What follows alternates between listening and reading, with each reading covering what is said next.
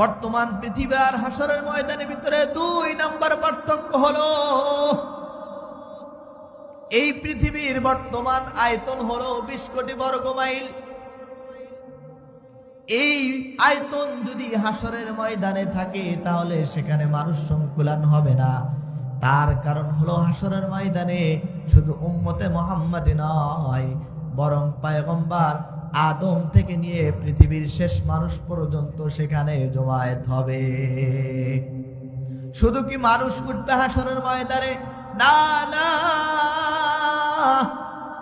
হাসরের ময়দানে শুধু মানুষ উঠবে না, আল্লাহ তাআলার যত মাখলুক আছে, গবাদি পশু, হাঁস মুরগি, গরু ছাগল, শৃগাল বাঘ সবকিছুই হাসরের ময়দানে উঠবেন, তাদেরও বিচার হবে। তবে তাদের বিচার কেমন হবে?